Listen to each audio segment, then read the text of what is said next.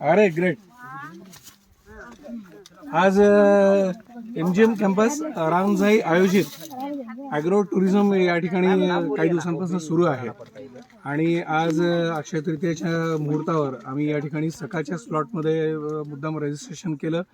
Deshmukh madam आणि doctor Pande सरांशी आमचं बोलणं झालं होतं. त्यानुसार आम्ही इथे 8 वाजता आलो आणि हा परिसर सगळा एन्जॉय करतोय गेले 1-1.5 तास. अप्रतिम द्राक्षांची बाग, अप्रतिम चव, स्वादिष्ट आणि अतिशय रसरशीत अनुभव या ठिकाणी आम्ही घेतलेला आहे.